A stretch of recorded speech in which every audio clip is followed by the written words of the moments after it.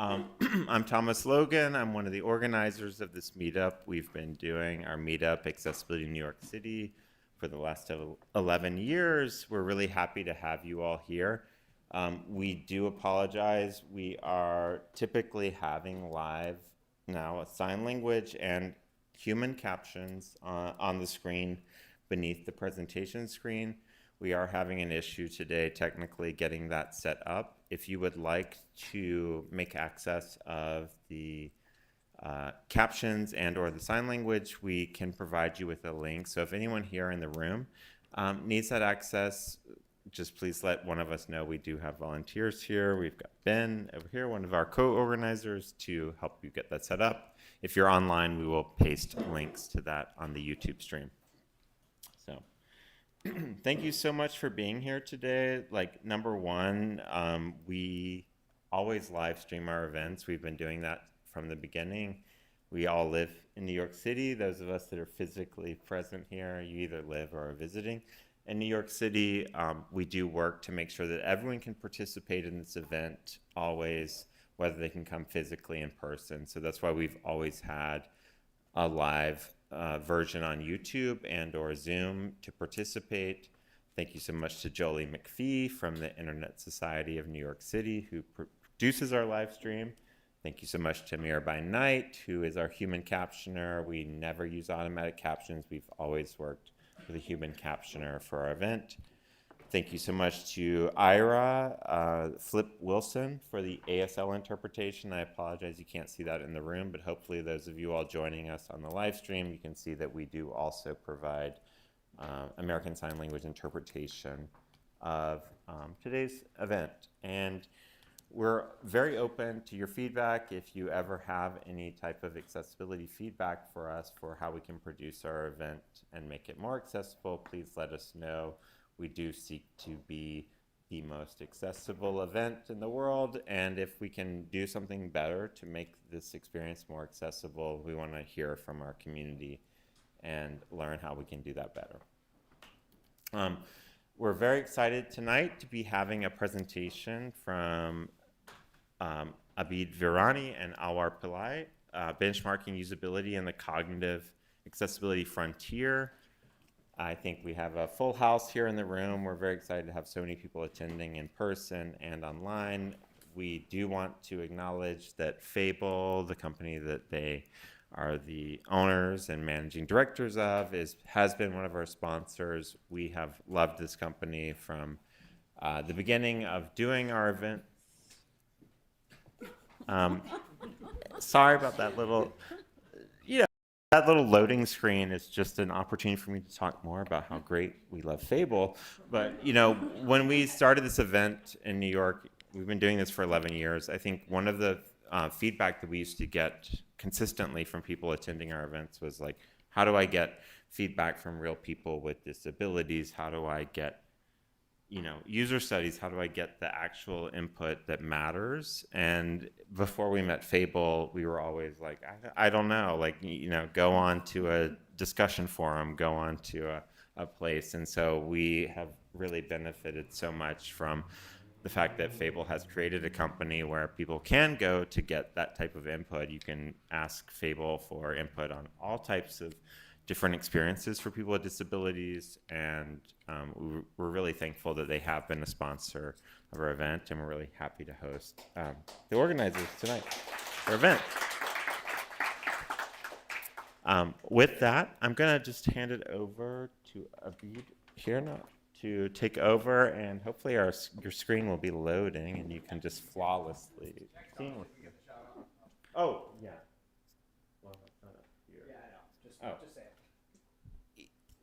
Either way, let's just I feel better being able to flex it, but thank you so much to Fable too for being able, if you're here personally with us in person, we are going to be going out for a networking event afterwards with Fable sponsorship. So if you would like to have more of a connection afterwards and meet more of the people that are here physically with you in the room, we're going to be going right down the street to the Crosby Hotel, to the Crosby Bar.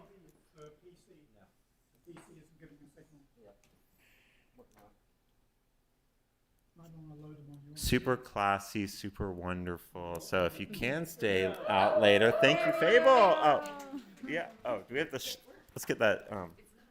Let's show how fancy that Crosby bar is as well. I'm seeing a well-appointed bar in a hotel with multicolored chairs. Sorry, I'm not very good at live audio description, but there's a fancy chandelier, there's classy artwork, and it's a hotel very close to where we are currently in Soho, New York City. So thank you so much again to Fable for also sponsoring an after event. So those of you all that are here in person, please come with us. Thanks to Fable, and if not, please also send questions, comments, anything that you submit via YouTube or via other channels. We will be able to connect that with the team at Fable. And I will now hand it over to Abid. Hey folks, thank you.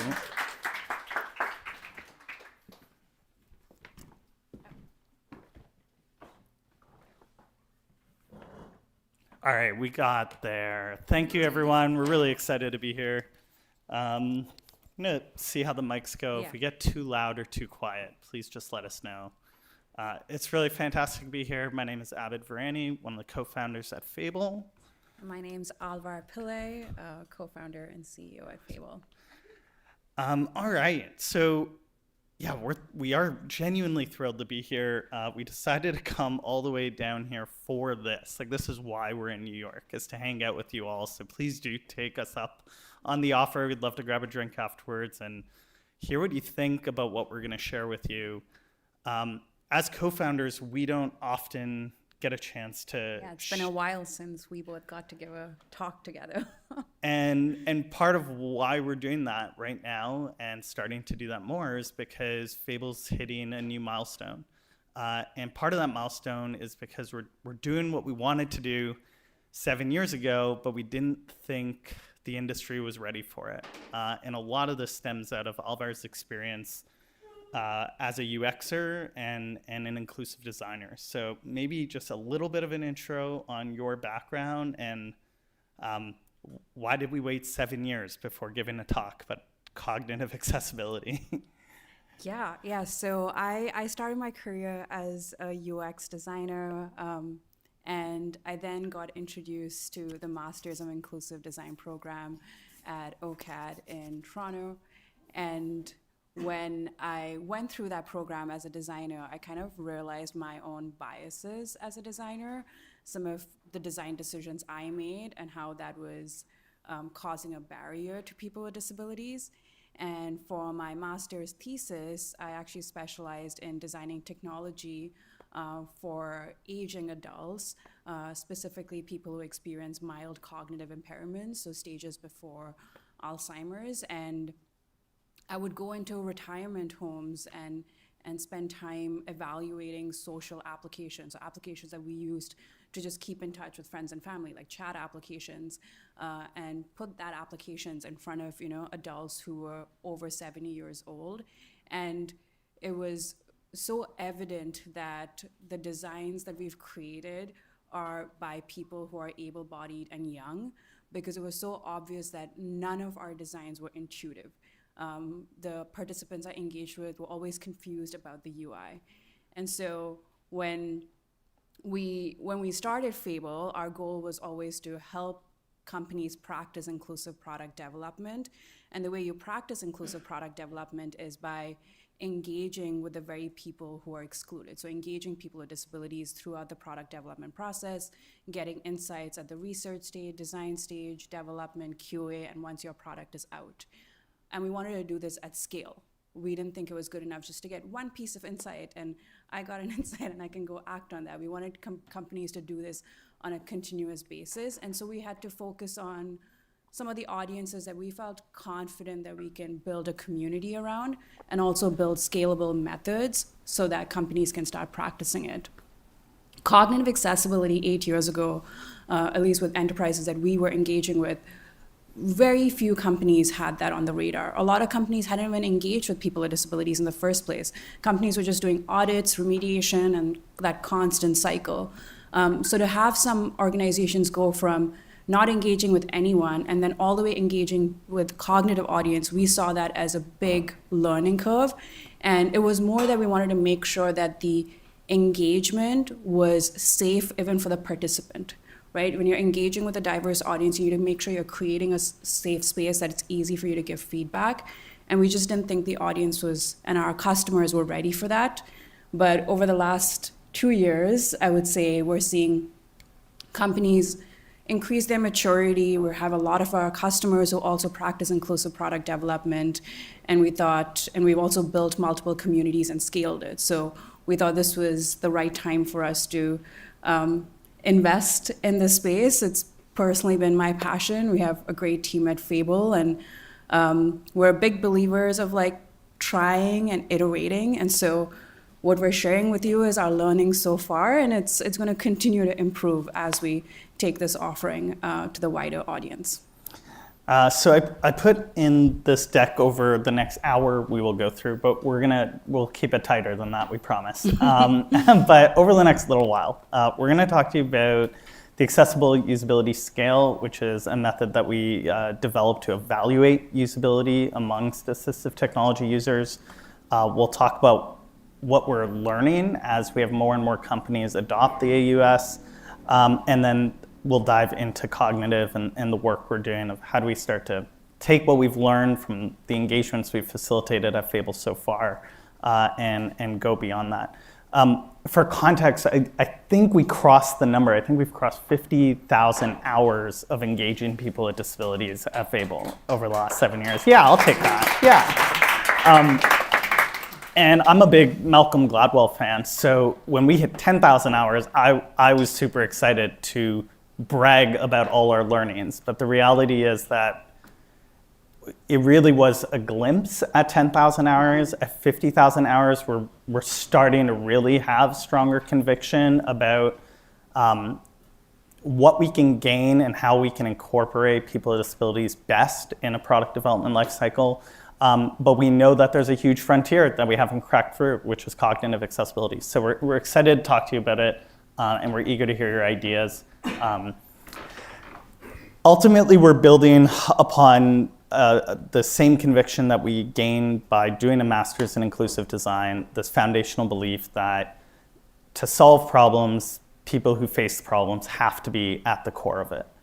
Alwar talked about being a UXer. I came from a background in international development, and my first attempt at implementing or leveraging inclusive design was in a completely different context around young people severely underemployed in a small country called Lesotho. And I was working on how do you engage those young people in economic planning.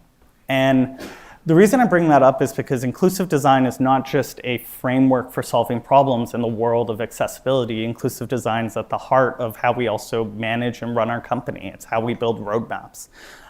It is foundational to just the way we do our work. And we'll touch back on that as we go. So I know we've got folks from W3C here, and probably everyone in the room has touched or experienced some element of a WCAG audit or report as they've delved into the world of accessibility. For a lot of people, it's how you get introduced to accessibility, and I was no different in that. We really wanted to bring something to market that was different than WCAG. We felt like audits are tremendous from an evaluative tool and framework, but in a 2-week sprint cycle with 500 developers and product managers and designers and companies trying to really build product at a real pace to keep up with consumer needs and competition, that WCAG wasn't going to be the thing that made accessibility a priority. Yeah, I think also we were trying to see how can we make it, we think that everyone in the product development process has a role to play in accessibility, but we don't think everyone needs to be WCAG experts. And so we wanted to find a way that we can make accessibility more digestible and relatable. WCAG has like several criteria, but not every developer needs to know that. Every developer needs to know, why do I need to code this way? How is that going to impact the end user. And so we wanted to really take a usability approach to accessibility, and we thought that's one of the great ways of decentralizing accessibility within an organization. So what we found was we evaluated a lot of different ways that folks measure usability and user experience. And the system usability scale was the one that rose to the top of our list as the most widely adopted. And there's some parameters to it that were really great. So the system usability scale was developed in the mid-1980s. It uses 10 questions on a Likert scale. They alternate in terms of a positive and a negative, and this is really effective at handling acceptance bias when someone's filling out a survey. It's been so widely adopted in UX and HCI, and it's also genuinely used by so many global companies that it felt exciting to build on something that already existed. I was taken aback by this number, but having come from the academic realm of inclusive design, seeing something that was being leveraged in thousands of academic papers also gave some confidence that there's a robustness to this metric, and how can we use what they've built but adapt it? And I wasn't totally convinced until I found this quote by John Brook, who built the system usability scale. I don't know why that got blurred out there. Yeah. But if there isn't a relevant questionnaire for your situation, you can devise one. Well, that was exciting. I felt like it was a little cyber wink of permission to try to play with what he had built and designed, even though it hadn't really been, we haven't seen many edits of it since the 80s. But there is a real reason to do it. So a system usability scale, one of the questions that you respond to in a Likert scale is, I think that I would need the support of a technical person to be able to use this system. So we use the system usability scale with members of our community at Fable, and when we started, our community was heavily focused on folks who rely on screen readers and are blind. And, did we lose it again? So when we could skip the adapter. Oh, do you have, Yeah, just proper use, HDMI? yeah, it's right next to it. Okay. Next to it there. Yeah, agreed. So what was really interesting was when we put a question that asked someone, nice, thank you. When we asked someone the question, I think I would need the support of a technical person. Well, sometimes we were putting that question in front of after it started with a colleague of ours, Sam Prue, who is blind since birth, an absolute wizard behind a computer. The house runs on servers, codes. He's an absolute technical person. And yet, this question was saying, I think I need the support of a technical person. No, I need the support of someone who can see, because I'm doing something that just requires sight. And so we realized that many of the questions in the system usability scale needed to be updated in terms of language that made it more appropriate to folks who are relying on assistive technology. And we're at an age where we don't call things systems. And so, we adapted that question into our accessible usability scale as I would need the support of another person to use all the features of this website. It's a minor change, but when you remix 10 different questions, we ended up at a place where we had a completely different questionnaire. And now we can put it in front of folks who are completely underrepresented in having their experience of usability measured and pulled into the focus for product teams.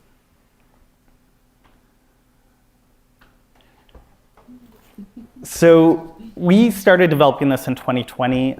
We did it alongside a couple customers. We collaborated with our community a ton.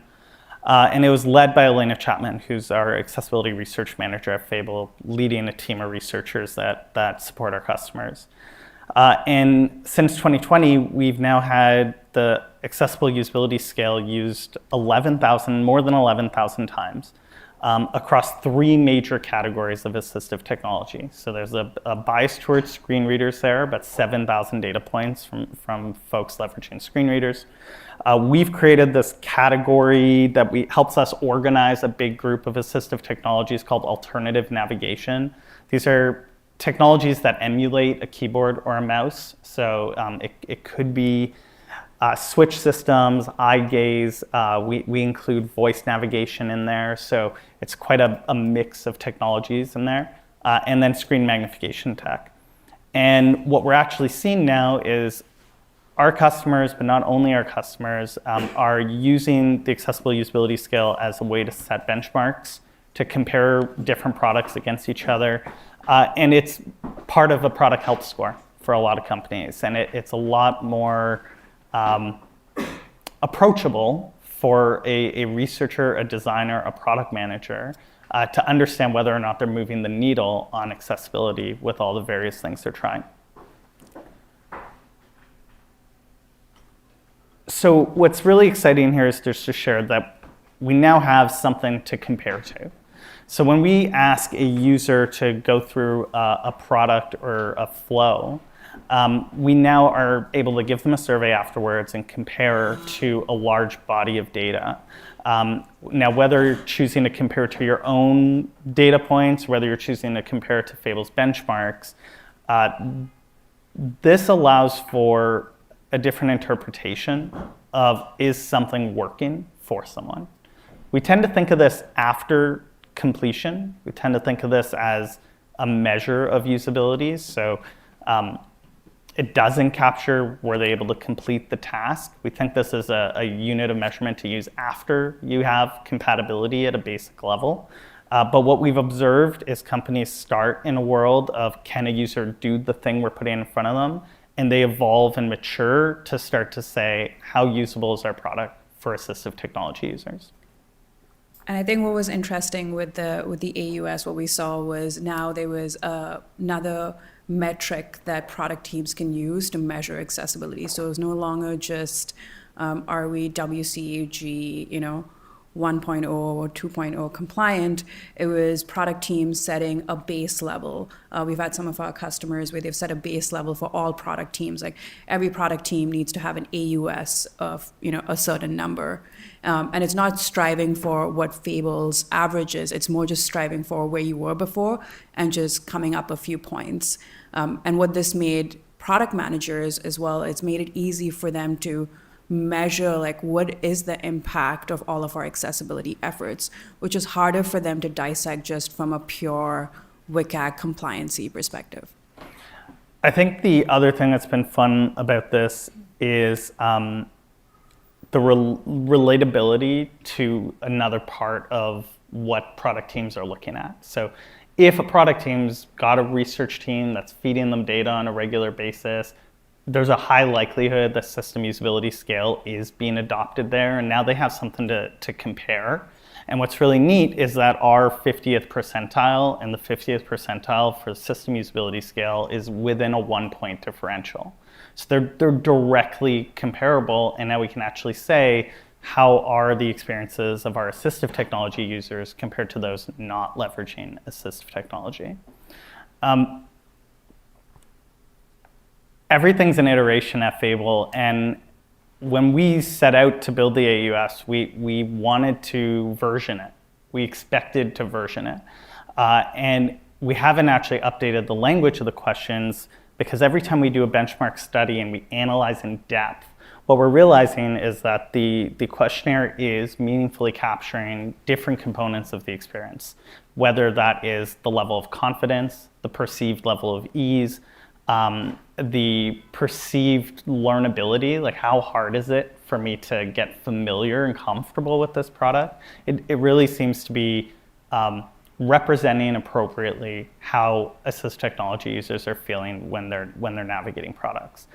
But I keep using the term assistive technology users, and so I'll get to the fun stuff, which is what about those who don't depend on assistive tech? And that is a question that has been on our minds for many years, and it has been intimidating to open up kind of the can of worms that might be.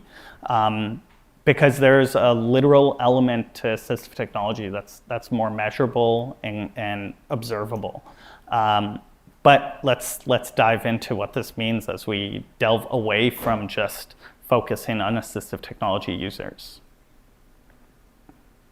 And so this is where we get into cognitive accessibility, because so far our community of testers is also categorized by assistive technology, but we knew when we were entering the cognitive space, we can't have that as a requirement, because there are going to be individuals who rely on assistive technology, but there are also going to be individuals who don't. And so what would be the way to categorize cognitive accessibility in a way that, one, makes it easy to recruit, get feedback, and also action on it? But more importantly, why are we excited about cognitive accessibility right now? And in the US, we know that cognitive accessibility is actually the most prevalent form of disability. We know that this is a growing number as well, just based on the number of people that we have aging. So we know that the number of people cognitive accessibility accommodation is only going to increase. So on the screen, we have a chart of the US population in 1960s to 2060, and you can see how the number of people, just the age groups, are going to increase, and we also have just like a population who are going to rely on accessibility accommodation is going to increase. So we think that this is a market that is going unserved. We have a pretty large user base that needs to be accommodated for, and we haven't done a good job accommodating for them so far. And we also know that this group is going to continue to grow. I think one thing that's really jumps out to me when we see data like this, where like the population pyramid is almost flipping, it's bulging amongst seniors, is there are stats out there, and depending on the sources, but it's 1 in 5 or 1 in 6 people generally live with a disability. But as you get into the over 65, over 70 range, you start to hear numbers like 1 in 3, 1 in 2. I think as we get into cognitive accessibility, as we get into aging, it's also important for us to start to be a little bit more flexible with that definition of, do you identify as having a disability? Do you have a diagnosis for a disability? Or do you experience cognitive accessibility needs? Yeah. Do you want to just talk a bit about that do you want me to jump forward? Sorry, did I get ahead? Yeah, I think you got it. Sorry. But we will come to it. But I think it's a good point to keep in mind, and just like how we categorize needs, and just like the medical model of diagnosis, the social model, we're very much a big believers of a needs-based model. And so, as we get into this space, we wanted to kick off a cognitive accessibility working group, because it's going to be the first time we're going to be doing this.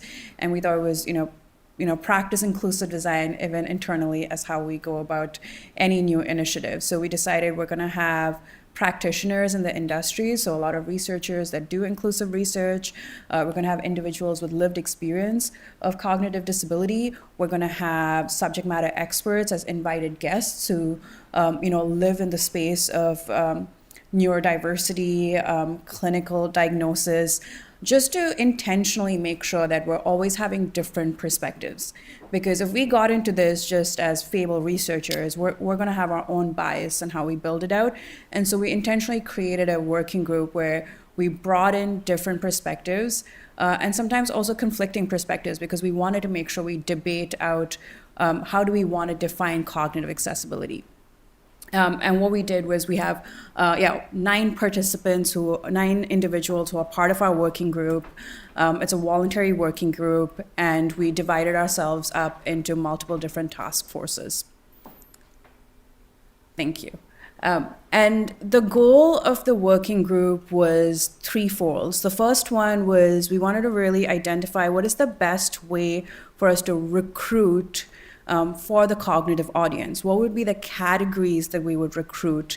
And then the second was, how do we do this in a scalable manner? How do we collect insights from people, individuals who experience cognitive disabilities, and collect insights in a way that is easily digestible for product teams to action on.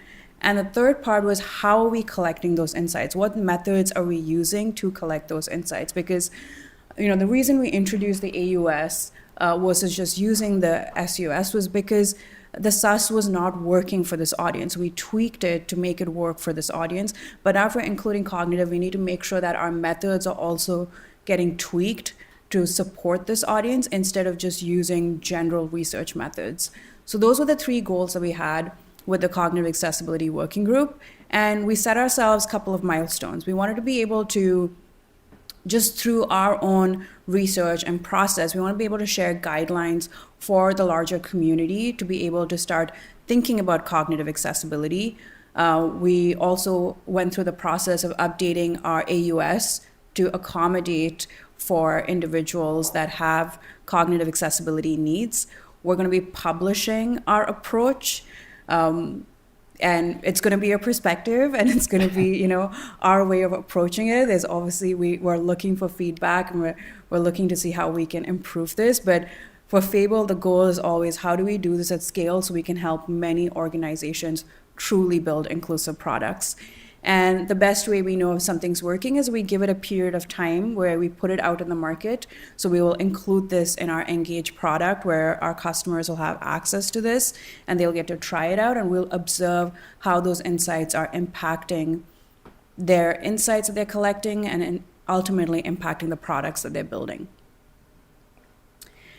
And so we went through a lot of debate with, especially I think this was Task Force 1 and 2, where we looked at a lot of literature, research papers that existed in the market right now, and we looked at the medical model, of cognitive disability. You have intellectual disabilities, you have learning disabilities, you have traumatic brain injuries, you have dementia and Alzheimer's, neurodiversity.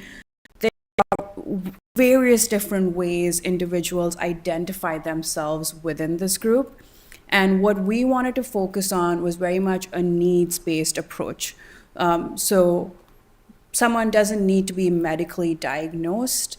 We wanted to make sure, can we just have people self-identify specific needs they have, and then based on that, we can recruit for them. And even within the task force, we were like, okay, how many groups can we create? And so we had a lot of different groups. So we decided we just need to start somewhere. And starting somewhere means we're not going to capture every individual's needs, but we're going to capture the needs that we feel most confident about. And that's where we came across the 3 categories of, we're going to work on individuals that have challenges with memory, so challenges with recall and processing information. We're going to have individuals who have challenges with reading and writing, so supporting users with text comprehension and communication. And we're also going to focus on individuals that struggle with attention and focus. So how can we help design products that don't have you get distracted, but help you focus on the task that you're trying to do? And we thought this would be easy for an individual if they do, whether they do identify as having a cognitive disability or being neurodiverse. We thought this would be easy for an individual to self-identify and communicate. Yeah, I do have challenges with memory. I do have challenges with reading and writing, or attention and focus. And so this will be the 3 categories of cognitive accessibility that we would be rolling out, and then designing our methods based on that. And I want to come back to, we kind of talked about, the aging population and the number of people who experience disability as they age, 1 and 2, as Abid mentioned. And we actually see a huge overlap between cognitive disability and needs and aging disabilities and needs, whether that's memory, attention, reading, and other difficulties, or just like navigating really overwhelming UX experiences. So there is an overlap, and we want to make sure that we're capturing that as we enter this audience. And that's also what gets us excited, because we have a rapidly aging population. We have an aging population that also has been introduced to technology and would want to continue relying on it. And we think that through addressing cognitive accessibility accommodations, we're actually going to start catering to the needs of adults who are aging as well. So one of the things of inclusive design is can you solve for one and have that impact be beneficial for a broader audience? And we really think cognitive accessibility is well positioned to have a much broader impact on UX for everyone else. Those three categories, you distinguishing levels of severity? It's a great question. Yeah, Do you want to just repeat the question? Sorry, the question was, for those different categories, are you identifying levels of severity? We got asked similar questions when we started engaging assistive technology users of kind of like the skill level of using assistive technology. And we haven't gotten to a point where we feel like we've needed to do that on the assistive technology side. There is variance of users, but if you're collecting feedback from a good enough group of users, on cognitive, we're looking at it a little bit differently. Like we have to be a bit more intentional and aware of the full spectrum that exists across those different categorizations. And I think it's important that it's not just one person just belongs to one category, right? They will belong to multiple, but there will be one that they have more of a challenge with. So our goal would be to be able to capture, okay, which ones do you identify challenges with and which ones do you identify more challenges with as well? For product teams, the thing that we've learned is most important is the predictability of the insights. And so if you're working with someone with severe memory challenges, there's different types of insights you're going to be able to collect than somebody with maybe a light degree of memory challenges. So creating that predictability in our community for the product managers, designers, researchers who use Fable is where we're focused, and like it's a task at hand. And there's a curveball here that I think is like exciting to talk about, which I want to show you about, which is the intersectionality of barriers. And so here's an exciting little data point from an initial research we've been doing. So yeah, we recruited, I think about 25, 26 participants as part of our pilot study, as part of the Cognitive Accessibility Working Group, and individuals in that pilot study, 35% of them identified as using assistive technology on a daily basis.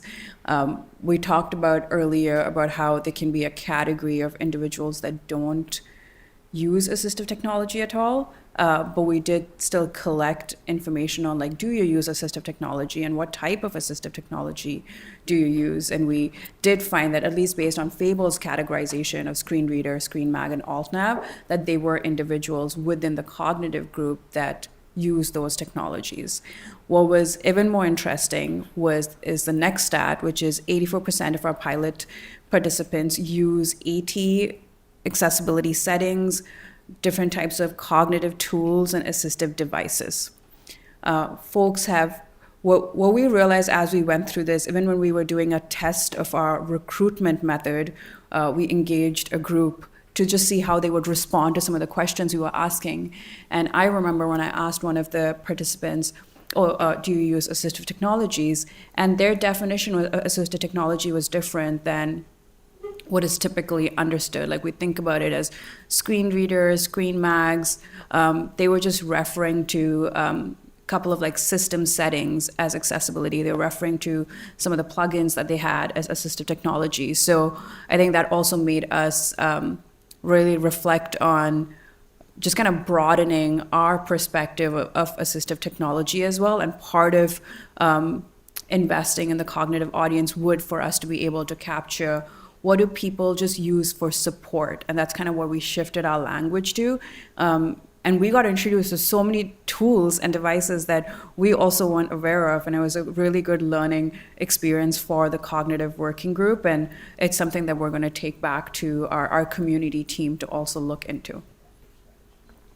Yeah, I think the intersectionality of technology and needs is going to be an area where we have to be a little bit more flexible in understanding the different ways that people choose to use their technology and all of the adaptations that we use. And this really helps us come back to that foundational thesis around that the work we do here and how it expands beyond just those who maybe identify as having a cognitive accessibility need. Whereas now we can actually say this overlap includes this notion that there is a reliance on some form of technology and tooling that's also baked into the experience, and that likely is coming in from not a thing that product teams control. As a product designer, you don't get to control whether or not the users you're serving also have other things installed that are interacting with your product. And in the case of cognitive accessibility, we're finding that that's a lot more prominent than we expected it to be. What did you expect? What did we expect? I think it was more just us trying to find ways we can make it more easier to predict the type of tools and technology that people use. Because from a product team perspective, as a designer or researcher or developer, you want to be able to have a very clear guidelines of here are all the things I want you to consider while building an application. And I think it's opening us up into, there's a lot of other devices, plugins that we have to consider for teams to understand that this is a broader spectrum to kind of capture. So I think it's going to be interesting for us as we take this to market, how individuals collect these insights and how they choose to action on it. But I think for us personally, for Fable, it was a big moment because we started questioning a lot of our own internal processes. We looked at our community team did a deep dive of, well, actually, why don't we go look at our own recruitment process? We realized our recruitment process had way too many steps, and this is not going to be accessible for the cognitive audience. So we ourselves are going and changing a lot of what we've built because we're keeping cognitive load top of mind now. But I think we're going to go through this process and we're going to help our customers, but it's going to be a learning experience. The thing I just want to say on the slide as we kind of race to the end here is that it's absolutely critical that we work on cognitive accessibility needs and as part of the broader accessibility practice. At Fable, our goal is to get this into our product by April 1st in a beta stage and then launch it more broadly. But we're going to be publishing our learnings continuously. Worth mentioning, the AUS's Creative Commons, we'll be releasing a cognitive kind of version of it. And ultimately what we're trying to do is trust in a proven framework. Inclusive design has this foundational argument, which is that if you pay attention to the unique elements of individuals, you develop processes, systems to facilitate effective engagement of those individuals who are perhaps looked upon as being outliers, those folks at the edges, the impacts are going to compound and be broader than the use case you're designing for. I think when it comes to cognitive accessibility, just where's your feeling around how that is going to ripple? Yeah, I think we're going to see the most amount of broader impact with the cognitive audience, and that's what gets me personally excited. When we completed our pilot study as part of the Cognitive Accessibility Working Group, a bunch of our researchers, we all came together to analyze the type of insights we got, and we kind of categorized them. Okay, this seems like an accessibility issue. This seems like a usability issue. There was a lot of things that we categorized as usability, and one of the researchers was, but all these usability issues are general usability issues. How are people going to understand that this is also accessibility issues? And I was like, but that's the best part. For so long, we've tried to take a very segmented approach of we do general gen pop research and then we go do accessibility research. And I think with the cognitive audience, we're going to prove that by actually prioritizing research with marginalized communities and prioritizing research with cognitive audience, we're actually going to capture a lot of usability issues that are not even going to be uncovered with gen pop research. So my personal goal that I'm kind of aiming for is that people actually start to put cognitive accessibility research as the first thing before even gen pop and just start to act on that feedback first. We tried our best to keep that relatively short, folks. Thank you for your time, and we'll pass it over. Also, Ben, Thomas, thank you.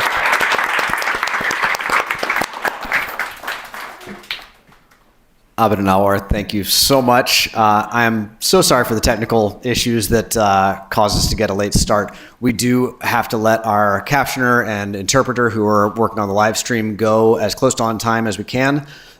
So I think what we'll do is maybe do one question in the room, one from online. Folks in the room, you're welcome to stick around after, and we'll relocate over to the hotel bar, and we can continue the conversation there. Anyone online who has a question that doesn't get one in, feel free to throw it into the Meetup chat on meetup.com/A11yNYC under this event, and we'll try to pull those together and see if we can async follow up on those. So I'll grab one in the room. Thank you for the great work you're doing. My name is Jose Garcia, native New Yorker. I was just curious if you've tried considering the organizations that advocate for disabled, either cognitively or physically, because they often are very vocal about it. Sorry, just to clarify, do you mean us engaging with specific organizations or end users for feedback? So the government gives funds to nonprofits that advocate for disabled communities. So example, AHRC in New York, Easter Seals, and so on and so forth. Yeah. Have you considered engaging? Because they're very vocal about these needs, especially around employment. Yeah. Yeah, so at Fable, we basically are constantly recruiting people with disabilities to join our panels. The way it works is they join us as contractors, they get paid for their time, they get paid to get trained, stuff like that. And we, generally speaking, our primary source of being able to do that recruitment is through partnerships with a bunch of nonprofits right across Canada and the US right now, and moving into Europe in the summer. All right, I'm going to pull one from online. Let's see. What are the best practices for making tech documentation more cognitively accessible? That's a small question. Let's just tackle that in a minute.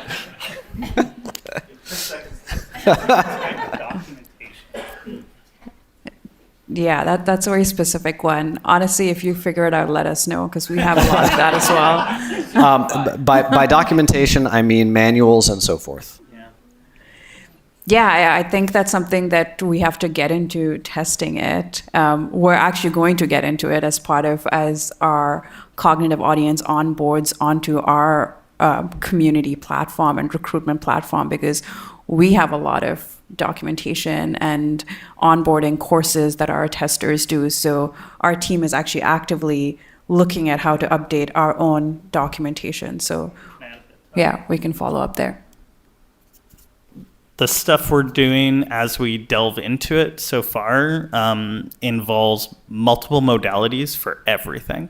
So terms and conditions, there's an FAQ version, there's a video version. So like multiple modalities is foundationally a good practice, like a choose your own adventure to the mechanism that you best understand, and giving that agency to the users is a piece we're working through right now as we get ready to onboard a bunch of cognitive accessibility research participants. Awesome. I see other great questions online that we're not going to be able to get to this evening, but please do throw them. We've captured them here, but yeah, please throw them into the Meetup chat if you have more. We'll figure out a way to follow up with those. And I just want to add that we are going to be sharing some of our our learnings from the pilot. So that'll also be something that people can refer to as guidelines. Yep. And thank you so much for Thomas and Ben for having us here. Really exciting to be back in New York. It's great that you have a community that comes together. So also thank you for everyone who attended online. Yeah, and I've got some quick follow-up, if we can switch back to the other slides real quick, just kind of end of show. So yeah, again, you took the words right out of my mouth, Alwar. Thank you everybody who attended here and online. Best part of our community is everybody here, so we couldn't do this without you. Thank you very much. We want to thank our sponsors, IRA, AKQA, DQ, Equal Entry, Evinced, and of course, Fable. And thanks to Jillian McPhee, Mirror by Night, Flip Wilson, Meryl Evans, everybody helping run the show in the background. and make the live stream happen. Our next meetup is Thursday, April 3rd, which is, that is a date change for anybody that had it on their calendar previously. So April 3rd, Jeremy Rivera from DQ, and he's going to be talking about accessibility without the cost. And then in May, we've got Kai Wong presenting on influencing without authority. I don't think we have a slide for that, but influencing without authority, a pep talk for accessibility advocates. I will definitely be enjoying that one. And Meryl will post a written recap of tonight's event. So keep an eye out for that. And then, yes, please, for anybody that is interested in joining us to the next location at Crosby Bar, some of us will stick around here to clean up, but others are welcome to go ahead and relocate there. And thanks to Fable for offering to buy everybody a drink. It's really great. So thank you very much, everybody. Thanks again online. See you later. Thanks, folks.